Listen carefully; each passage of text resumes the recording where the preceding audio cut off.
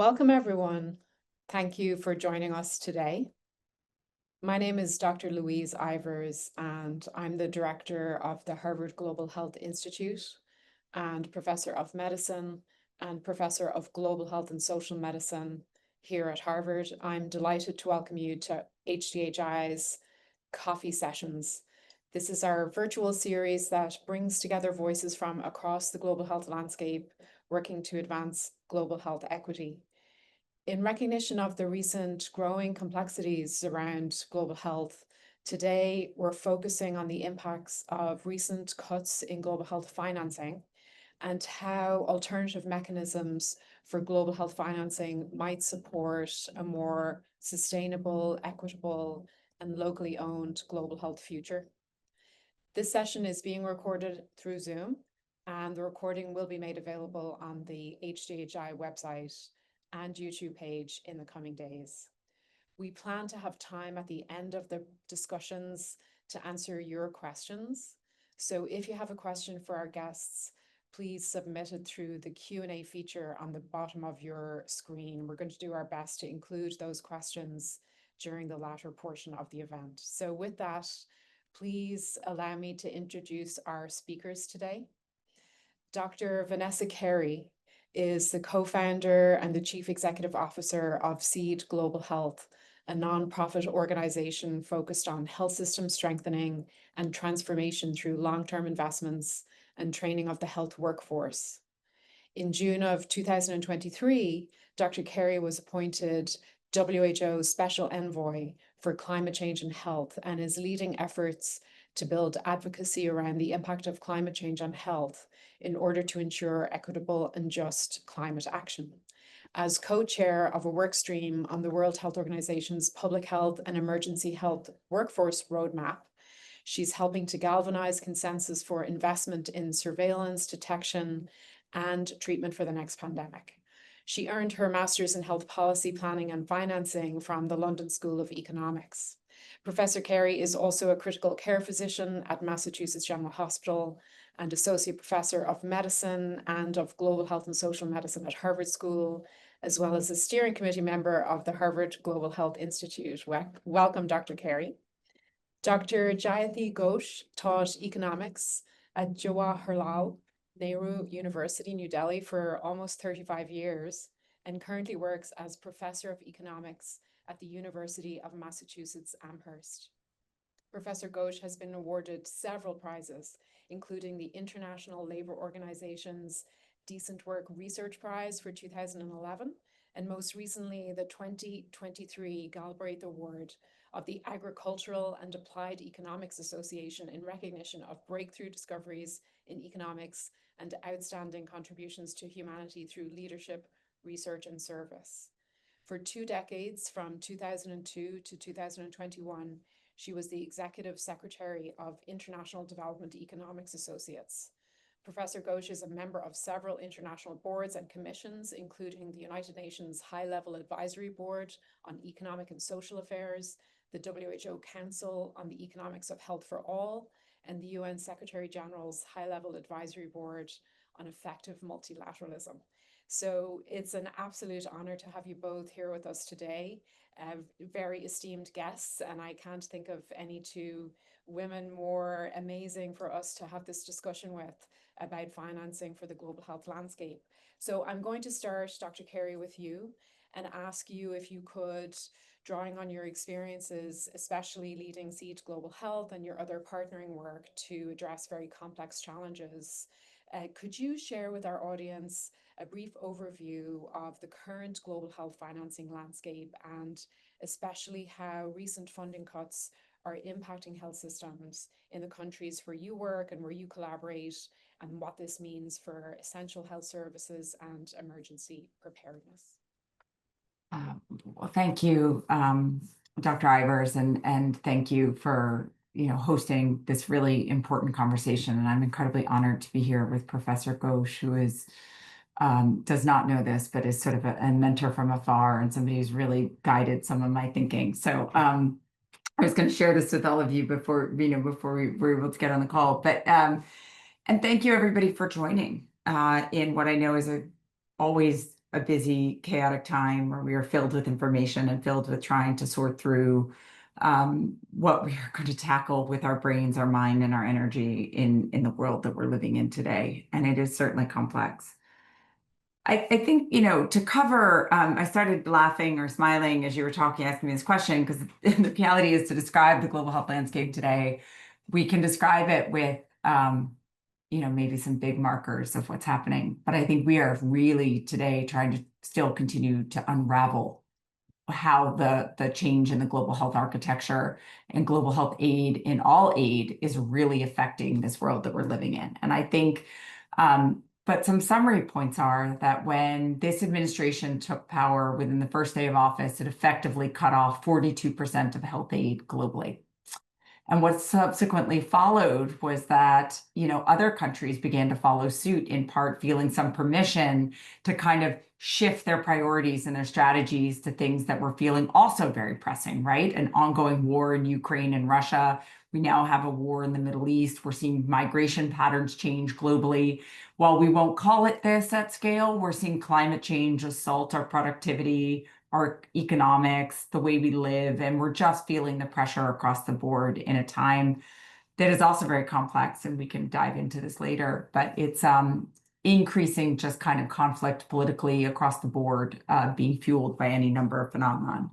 So you have other countries like the UK, which was the second highest source of foreign aid at 12% of foreign health aid globally, also cutting back now. They're going to cut 40% of their aid now to focus on more domestic agendas. And you had other countries changing suit. What that means, though, practically, when you look at the streams of what that health funding is actually cutting, it's the loss of the President's Emergency Plan for AIDS Relief, which was one of the largest public health programs in the world and the most effective in terms of saving lives, delivering services. And really, actually, we didn't develop a vaccine yet for HIV, but we have stopped a pandemic that was killing millions in a way that we were finally beginning to imagine what it would look like for the world without HIV. We've seen now there's not going to be US funding to Gavi, the Global Alliance for Vaccine and Immunization, which is a huge program that provides life-saving and critical vaccinations globally to less resource countries around the world. And the US has pulled out of that. And what that means very practically, though, and WHO lost its funding. So the WHO is a critical institution for creating kind of a global governance, global norms, technical advice capacity that really guided countries in their practical day-to-day. So what that sums up to, though, is that we're seeing decades of progress undone. And we're facing a moment where we are really going to start to see people die again. We are going to start to see a complete shift in how we have made progress in public health. The Lancet study just came out that was done by some researchers at UCLA School of Public Health that have now predicted 14 million preventable deaths will happen by 2030. That's basically in the next 5.5 years, 14 million more people will die because of these funding cuts. And there's an amazing counter that has been done by a PhD and a colleague that looks at the impact of the aid and is counting down by the minute. And every 3 minutes, the numbers shift. Another person is lost because of PEPFAR lost funding and things like that. And so, we know that there's been about 80,000 people who have estimated to have already died since January because of these funding cuts. But beyond the lives lost, and I think this is what I've been trying to lean into, and I'll finish. We can talk about some of the more direct narrative impacts in a little bit. But what we're seeing is just a complete disequilibration globally of security and economic possibility, which is happening. And I think people think of health as sort of far too often policymakers think of health as sort of a nice to have or a good feel good social win. The truth is, if you're not healthy, you can't go to work, you can't earn an income. Your children are less likely to go to school, and that can actually set them back across a lifetime. We know that there's very direct, and I will leave this to Professor Ghosh, but there is very direct funding. We know that poor health can actually reduce GDP growth, but it actually is reducing our productivity. The US is losing 100 billion currently because of extreme heat, which is the health impacts of extreme heat and the reduced productivity that results from that. So we're making a massive mistake by cutting health, not only from the moral standpoint, but in terms of our economy and our security. And also, I can speak in the future a little bit more about what we're seeing actually in countries where seed works, but we're seeing this in very real terms on very personal levels within the communities where we work as well. Thank you so much for that overview, and it's also sobering. What I'd like to turn to you, Professor Ghosh, is because even prior to this moment, I know, and both of you have discussed this in the past, even before, say, January of 2025, is that apart from some multilateral organizations, a lot of the model around global health follows the donor model. And even with the multilaterals, we could argue it that way too. And many things, including this moment, but also the COVID pandemic, really exposed the fragilities of that. And I'd love to hear from your work and thoughts, Professor Ghosh, about how some of this has elucidated or illuminated those structural flaws in the system with the donor model. Because what I'd like to think about as we talk in the conversation is how we could use a moment, or maybe we must use a moment to shift those into the other types of models that you have advocated for financing. Oh, you're still on mute. Crazy how we keep doing this after 5 years of using Zoom. Sorry.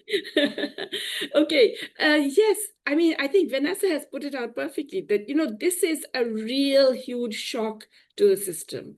And it's a shock that is going to have very immediate, very devastating effects, and is already having, as she's shown, right, in so many areas, and especially among the most vulnerable people.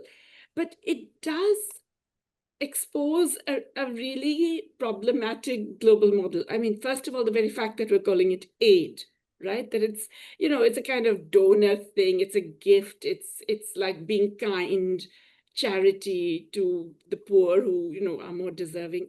Whereas public health, it's really, if you have to think of a global public good, I mean, health is so obviously a candidate for that. And especially now we know that, right? We've been through a pandemic where we saw the impact of what lack of, proper controls and the lack of coordination and cooperation across countries can do. Give you basically successive waves of illness and successive waves of infection that can be even more devastating than the previous ones, and delay the ability to respond. So it's extraordinary to me that we're still living in that world where we're saying, okay, it's aid and it's donor countries. Whereas when you think about it, I mean, yes, it is shocking what I think the Trump administration has done. But how were we in this situation where they were accounting for 40% of this essential investment? Okay, how is it that the second biggest donor to WHO is the Gates Foundation? I mean, how did we get into that weird position anyway? And yes, it is also, frankly, quite disgusting that several European countries have quickly, taken the opportunity to cut down on their own spending in these areas very significantly. UK and Switzerland, I think, were first off the mark, but several others. Vanessa will probably know more. And I'm going to use first names, if you don't mind, because life is too short. So please call me professor and all actually. So I'm Jayati. So yes. Okay. So now what we really need to somehow get everybody in the world to realize is that this is a global public good, which means that if you are not investing in it, which means every country in the world, if you're not thinking about investing in it, then it's harming you. It's harming your population. And that really means we have to move away from the aid model to a global public investment model. And this is something that has been worked on for a while. There's been a group, Helen Clark and others have been champions of this. And I've also been involved with a group that has been pushing for the idea of global public investment, which is really where every country gives according to their ability. And then the money is distributed according to need. And that need can vary. That need can be, where, let's say, a particular disease is most prevalent or has the most potential to increase in a particular time, or where a certain need is greater, or it can be more widespread. So if you look at the UN system, for example, there are some such obvious candidates. I mean, UNAIDS, Vanessa was just mentioning UNAIDS, right? I mean, AIDS, she said we haven't yet developed a vaccine, but I believe we were at the point of it. We're really just about the last mile, really, before you develop a vaccine, and suddenly you're cutting off the funding for that. I mean, seriously, what kind of thinking would do that to prevent to stop work on what could become a completely preventable disease, which is actually still killing people. And if we don't watch it, will come back and continue to kill people in the north as well. WHO, another obvious candidate as a global public good. Every country benefits from the WHO, and during the pandemic, every country relied on the WHO. All the same countries that were saying, oh, we're going to privatize health, we don't care, this, that. Suddenly you're back to the WHO for setting the standards, for ensuring certain things. The World Food Program, I mean, nutrition is such an essential part of health. And the World Food Program was providing basic nutrition to some of the most needy populations in the world. If you don't do that, okay, you may think it doesn't affect you, but it does. And it affects in all kinds of ways. It affects through climate. It affects through the spread of diseases, which can then, impact on you. It affects through population movements, which lots of people are concerned about. Gavi, again, I mean, these are such obvious candidates for global public investment, which for me has meant that the real surprise has not been what the Trump government has done, because they said they were going to do it. Really, in a way, if you look at Project 2025, there's nothing that we shouldn't have expected. What has surprised me is that the rest of the world didn't come up to scratch. Look, the shortfall for the WHO is what, 2 billion over 2 years. I mean, that's nothing. That's, for the EU, for example, with their trillions of budgets, they wouldn't notice a drop of 1 billion a year. The UN AIDS, the shortfall is 440 million. That's tiny. The World Food Program, okay, the shortfall is 4 billion. But, it doesn't really need necessarily the US or Europe. Brazil can do it, India can do it, China can do it. There are other countries that can actually come up to this. I mean, I do know that in the latest World Health Assembly, and Vanessa will know more about this, every country agreed to increase its contribution by 20%. That still leaves a gap. I think China said they were going to add 500 million. That still leaves a gap. It's a very small gap to fill. Frankly, I just cannot understand why countries don't say, well, okay, this is important for all of us. And we do what Joseph Stiglitz has called G-1. That it doesn't matter if one country is not going to do it. The rest of the world recognizes that this is important. So we have to move towards a global public investment model where we all contribute because it's in our common good.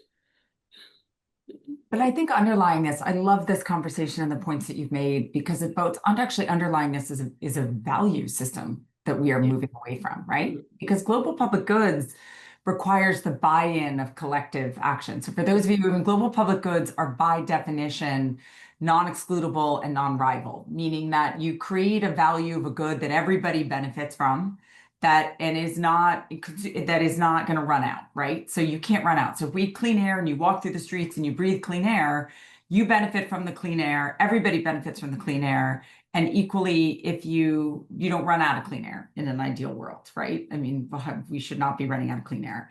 At the same time, it's a value structure here, though, to protect global public goods, because it requires collective action. And the problem with the G-1 principle is everybody says, well, I'll just be the 2, right? And so, and then 2 becomes 3, and everybody sort of uses a permission to say, I'm just going to kind of sneak through. And by the way, that's what we've done with measles. And now we're at a point where our measles vaccination rate in this country is down in the 70s. And we're seeing the highest spikes in measles history that we have seen, since the vaccine was created. But that value system is getting set also from the top.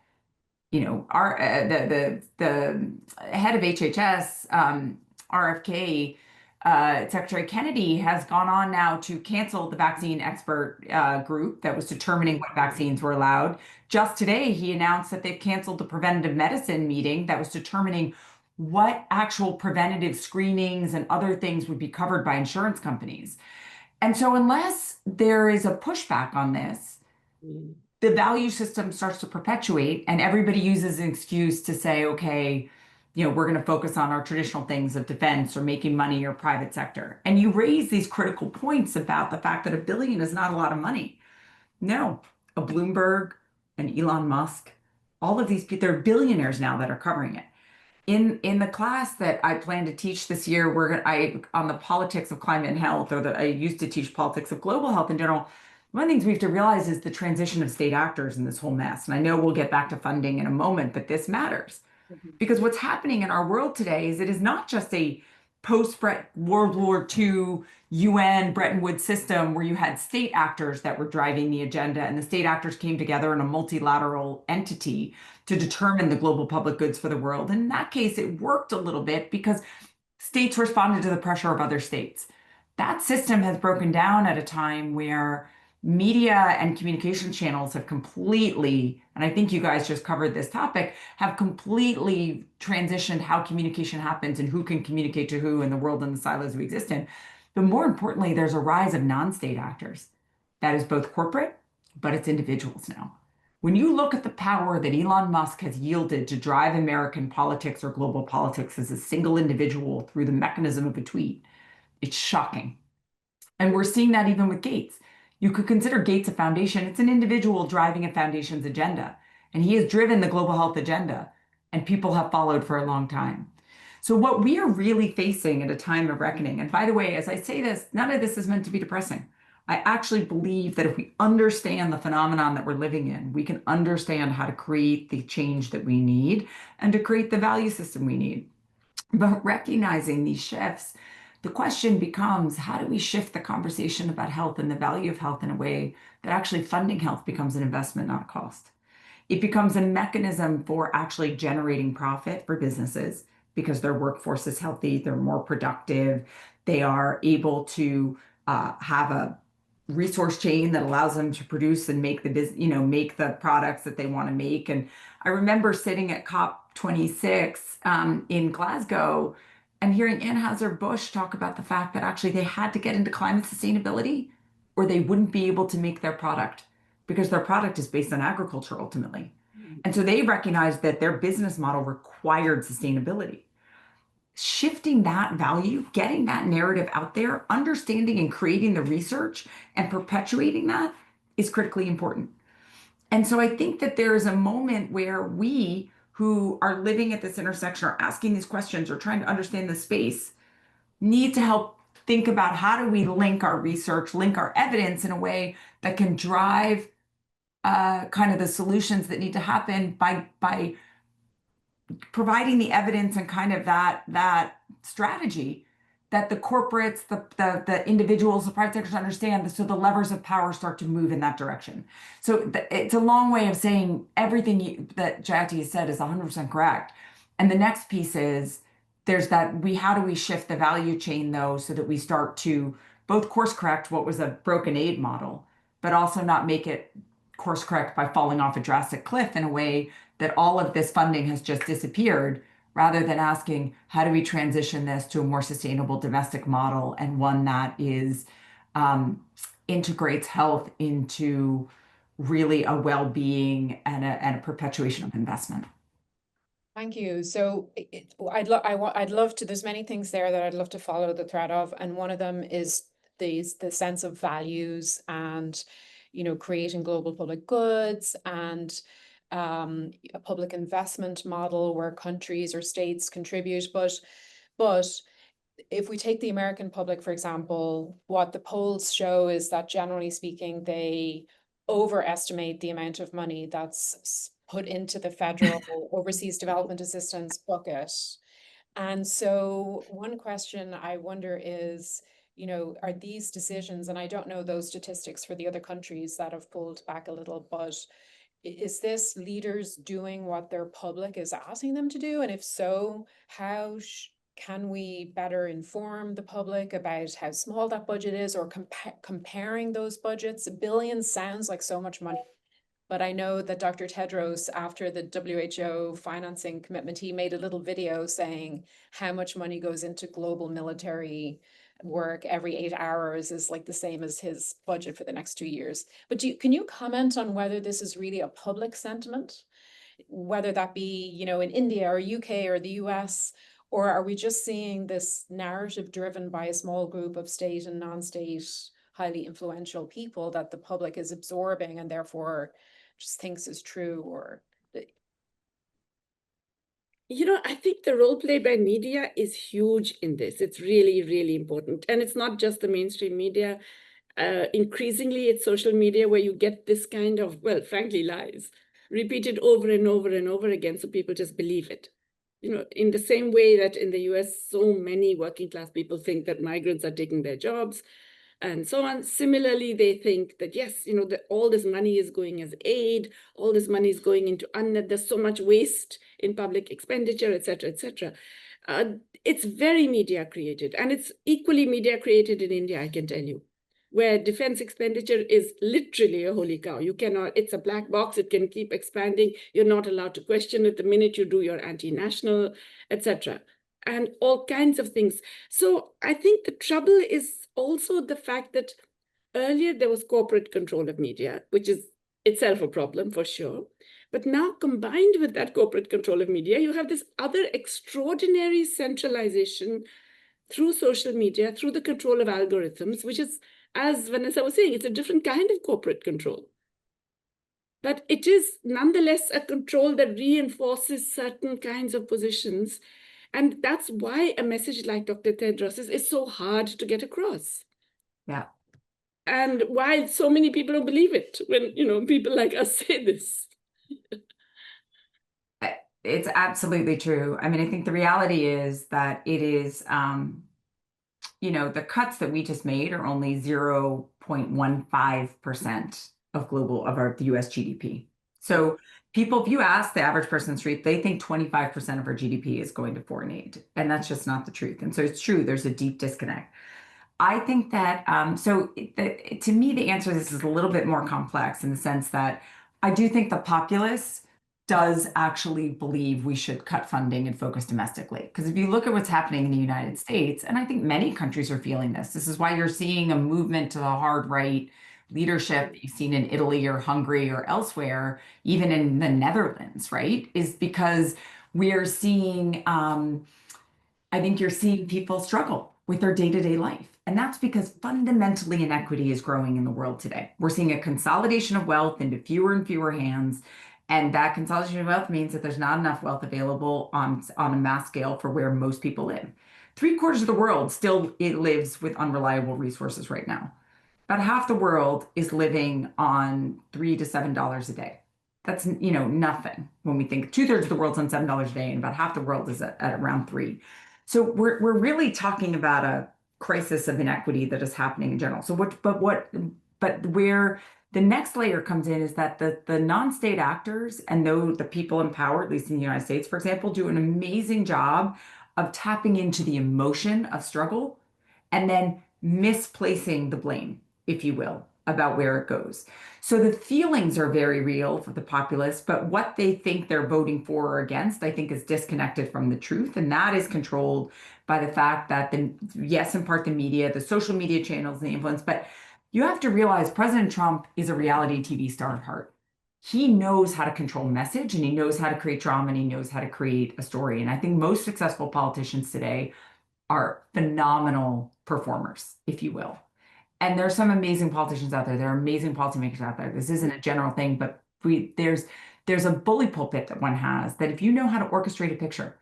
President Trump famously knew he had to stand up after that assassination attempt, because that photograph of triumph in the face of being shot was going to be kind of the media shot of strength and power. And those little communication things give a sense of trust and belief, and so the populace will believe what is being said. The IRA, which is the Inflation Reduction Act that President Biden passed, was really a climate bill that focused billions of dollars into states around the United States for clean energy investment. And that was going to really, and the reality is, it was a boon for the red states because they had the land that could really produce the windmills, the solar places that actually could really generate the energy. And so huge amounts of money were going into the red states that were going to be job creating for these areas that are fundamentally poor, don't have access to regular services, and was really going to be a boon. But everybody was led to believe that it was a competition with their jobs, not a job creation bill. And so, but what you're seeing now is actually a beginning of a breakdown. because the town halls that are happening right now, a lot of the US policymakers are going back to their districts and they're getting destroyed because suddenly the reality of what's happening is being felt and things are getting worse, not better. Promises feel broken. And so I think we're going to be at a really interesting time where we're going to start to see things shift. But so yes, people feel this way and they're reflecting it in voting, but where the message is coming from is not is because they're being misdirected, if you will. And that is happening from the non-state actors, and those that have the bully pulpit, have the power, have the ability to kind of feed into the media, and the media's fractured and cultivated way. I actually think this is where everybody on this phone call or on the Zoom call is really important, and we're all important, and we as an academic community are important as we think about the work that we're doing, the research that we're doing, is how do we start to bring these things into service and into the communities and start to do the hard work? This is not going to be the easy fix. But what we can do is start to create communication, start to really build education and be thoughtful about how do we close those information gaps? How do we engage sort of a movement where people start to get information differently and make better connections about what's happening in their lives to what they need? And I think but it's grassroots. It's going to be hard because to counter the megaphone of social media with accurate information, you either need to create a very subtle and thoughtful communication and influencer plan to undo some of that misthinking. And I think people are thinking about how to do that. But I also think it's going to require really some good old grassroots movement to help provide education, make the links, and kind of provide more local communities. And I really think that subnational leadership at the level of cities, governors, mayors is a very, very powerful place right now to create important changes, at least as we're changing policy. On the global front, to address the issue to some degree, because the US is not going to step up. We are not, but that doesn't mean others can't. And to the point that Jayati made, we can push individuals to give differently and to fill those gaps. We can push countries to create sin taxes and to actually provide more domestic financing towards health. But then it's incumbent on those of us who are in a position to help compile that evidence to make the case. We're doing this at SEED and through some of the work that we're doing with the WHO is we're trying to actually help build that connection between investments in health, stability, security, and economic growth, and how to actually align one health system, like one health plan that looks at pandemic preparedness, looks at climate resilience, looks at maternal health, looks at NCDs through a lens of primary care and UHC, and to try to demonstrate through different metrics how that creates jobs, how that creates a better tax base, how that actually sort of a single set of funds realigned through a different way of implementation in countries, which countries control, can actually shift the outcomes differently. Right. And if we do that, maybe we can actually take this moment of profound disruption and really start to make some of the shifts that Jayati talked about needed to happen, but doing it through a country-controlled lens where actually there is the levers, because the urgency is there. But can we bring some of that evidence forth that helps to guide that momentum? Sorry, very broad range of topic. No, thank you. Thank you for that. So let's say we can reinforce or build more momentum from the general public about the value and the purpose of this. Can we, and that's one piece of work that there's a lot to do in. Can you speak with us a little bit, both of you, about some of the specific mechanisms that you think are good ideas? We've talked about the global public investment. Presumably that would come from countries and their budgets. Could you share a little bit about other mechanisms, global compacts, debt restructuring, other types of approaches that would be more, let's say, sustainable, if that's the right word, or at least more local owned and country owned? Maybe Jayati, you could start us on that. Yeah, so actually two levels. First of all, I completely agree with Vanessa that we really have to begin at the national level. And there's so much to do nationally, because even within governments, and I'm thinking of India, but it's not, I mean, there's so many countries that have had this issue, inadequate public funding, of course, but also largely reactive, not necessarily creating systems, short run versus long run, fragmented in many different areas, and not enough emphasis on the quality of that public investment rather than just the quantity.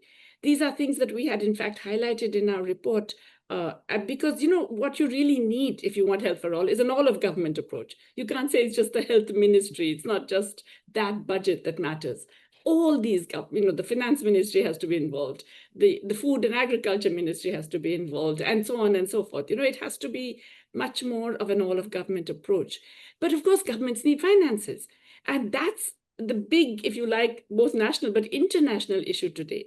You mentioned debt. There are so many ways in which we could relatively quickly resolve the debt problem. I was part of the Jubilee Commission on Debt, which Pope Francis had actually set up at the Vatican, because he really wanted this to be a Jubilee year, where a significant amount of debt is actually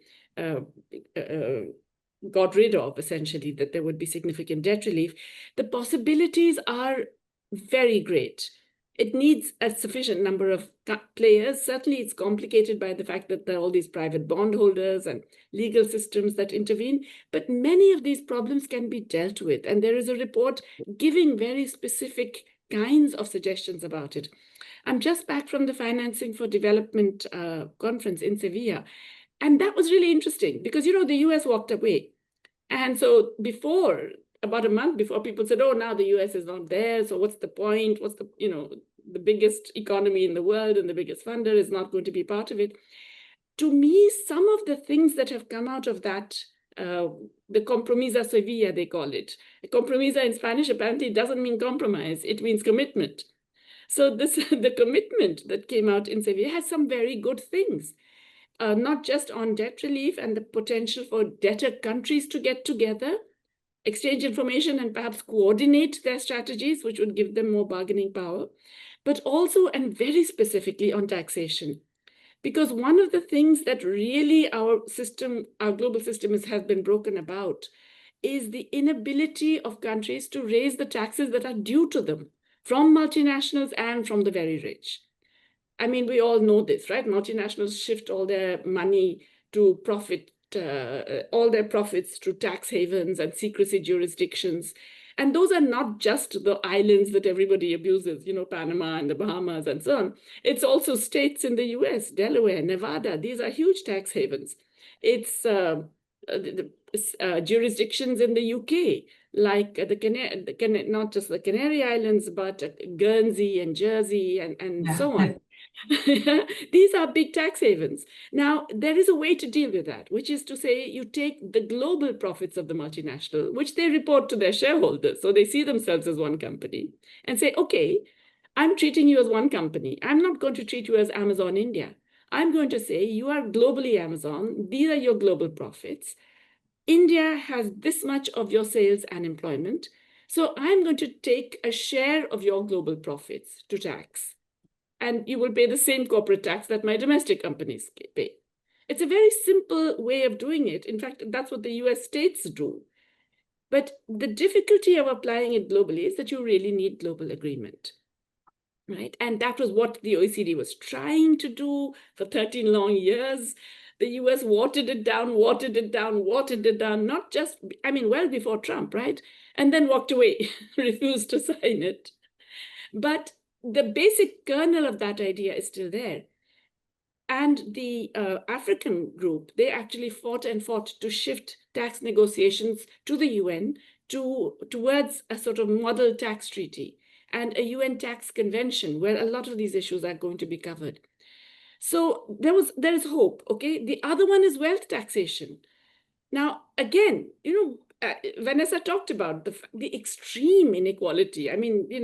Historically unbelievable inequality and the obscene amounts of wealth that are being created for a very, very small group of individuals. Gabriel Zucman has done these studies where if you just tax the global billionaires, there are about 3,000 of them. You tax them 2% of their known financial wealth. So you're not even looking at the paintings and the racehorses and the yachts. Just the financial wealth. You just tax 2% of that. That gives you $250 billion, which is not a small amount of money. right? For various other activities, if you do the same for corporations, that is, you would get excess of $300 billion. Now, for many developing countries, they get a small share of that, but for them, it's huge. For them, it's a massive addition to their corporate tax revenues. And it enables them to do a lot more in terms of just meeting the basic requirements of their citizens.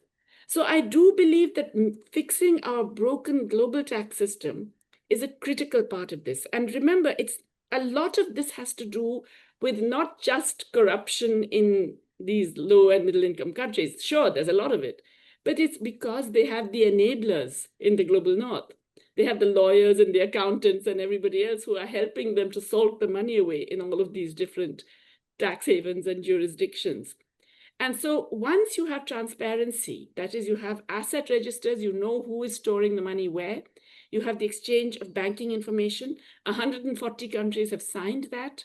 So you can track who's sending money where. You can actually begin to impose taxes on your residents wherever they choose to keep the wealth.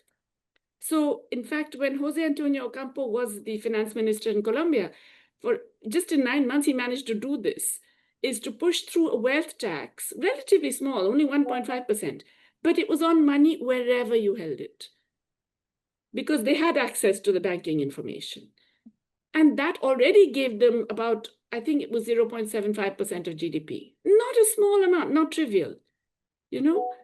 So in other words, taxation we have to think of now as just because it's enabling countries to actually just get what is already due to them rather than give it away because of all the loopholes in a global system that was created a century ago and is completely out of date right now.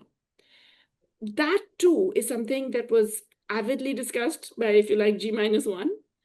And again, the interesting thing that came out of Sevilla is that there were these, what they called coalitions of groups, the Sevilla Platform for Action. So 24 different groups of countries saying, we're going to move forward with the following thing. And in fact, taxation of the extremely wealthy was one of them, beginning with 4 countries, but apparently there are 8 countries waiting to join. Increasing social protection was another one. So, there are things that can be done and are being done as more and more people realize that, if you like, that old order doesn't work anymore. It's not there. You can't rely on it at all. Yeah, the old order is certainly not there. And I think it's helpful to know and to see that there are approaches that are feasible and that there's some consensus or coalitions around.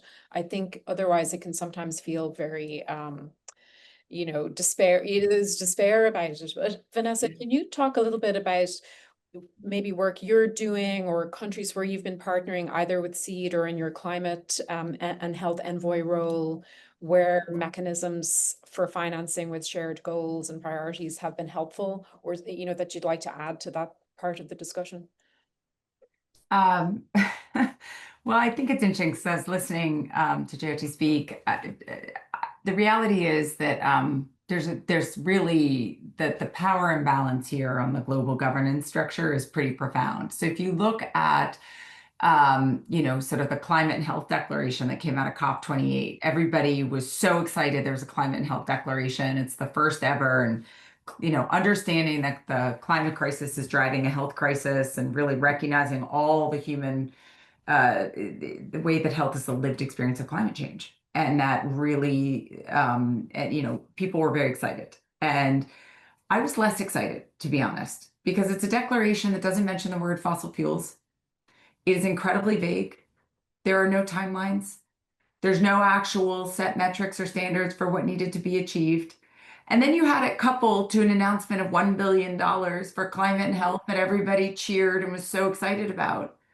Over 800 million of that was pre-allocated, pre-earmarked, and or declared by a foundation just to be spent on the foundation itself's activities. That's not money. That's recycled. And I was about to swear, but I don't think one does that in a webinar.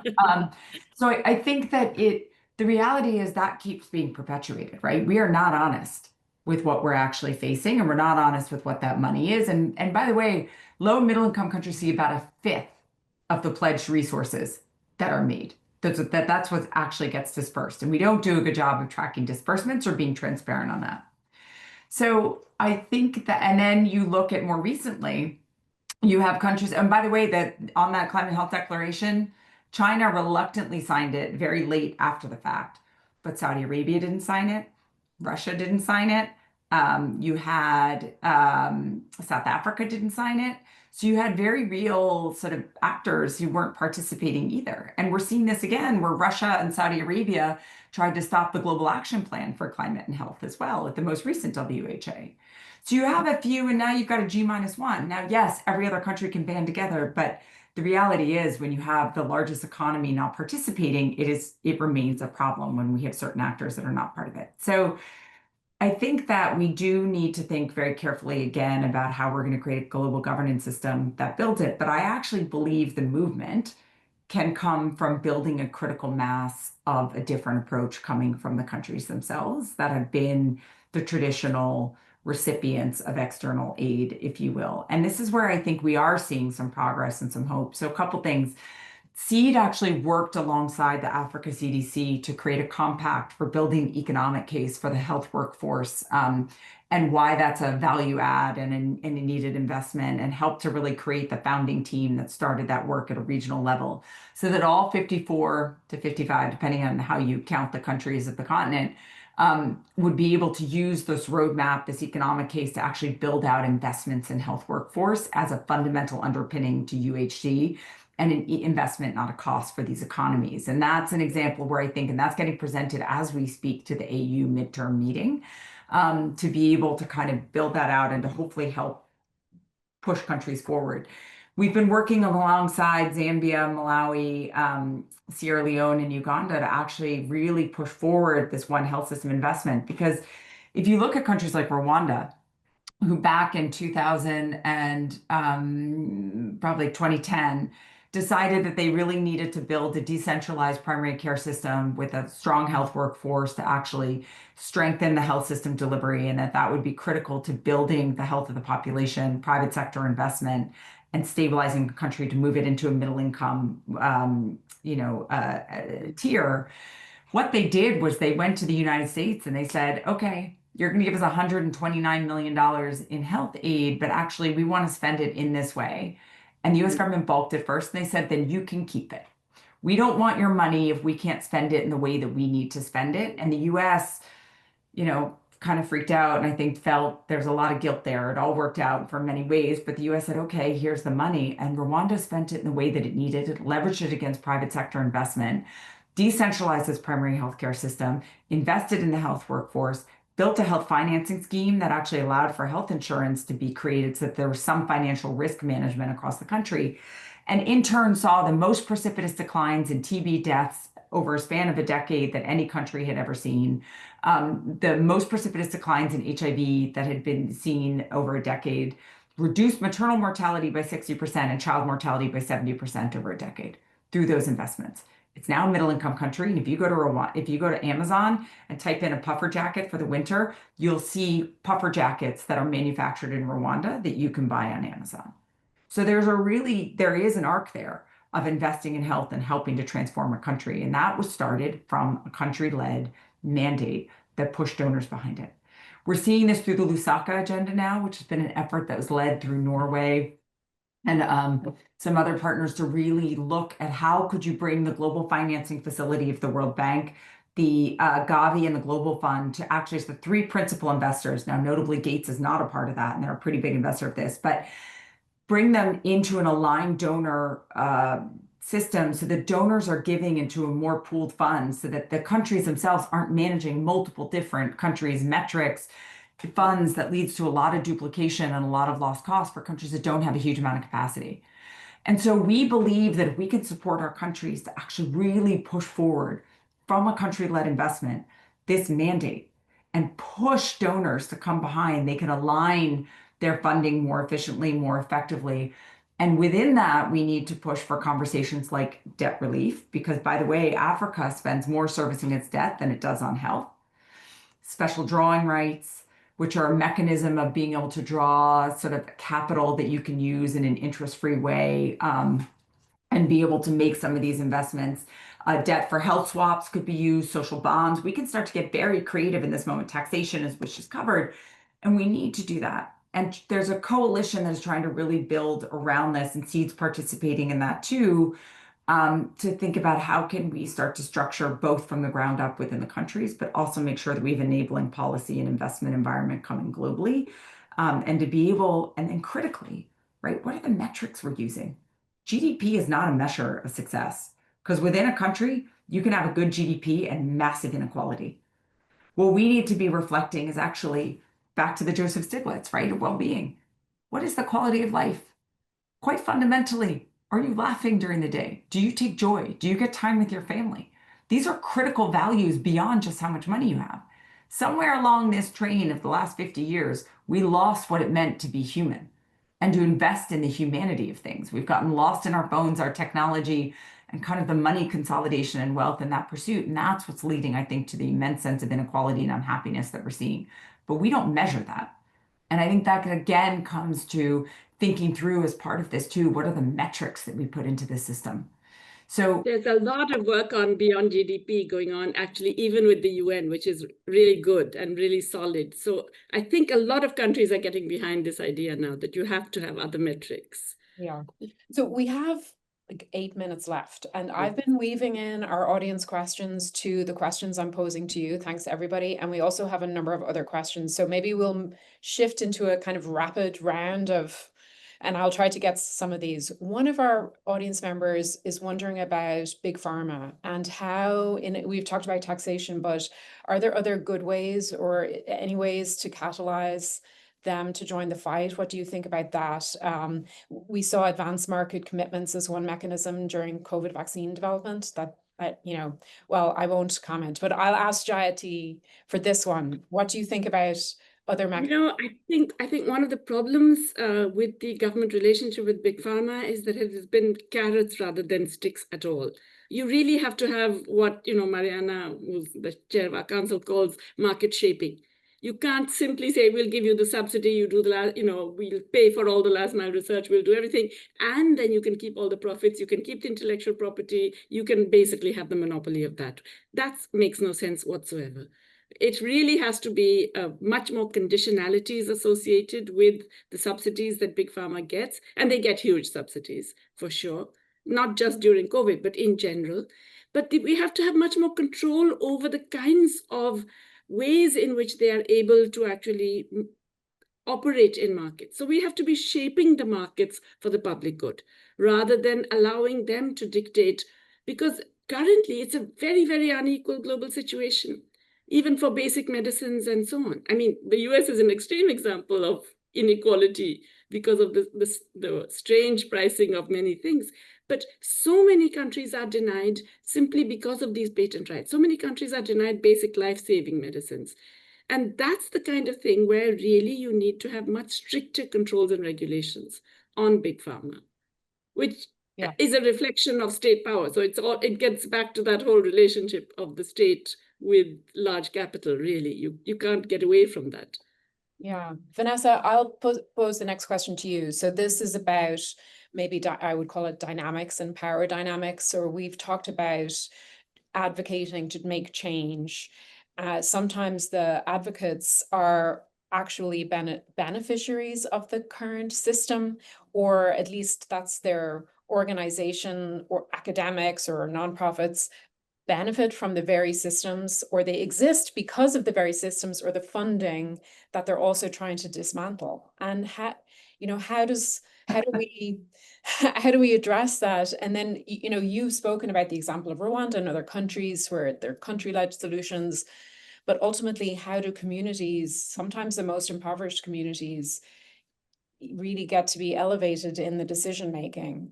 This is perhaps an impossible question, but it is one that's been posed through a couple of questions for our attendees. No, it's a really important question. It's one that I think about all the time in my role as CEO of Seed Global Health, because we are an NGO.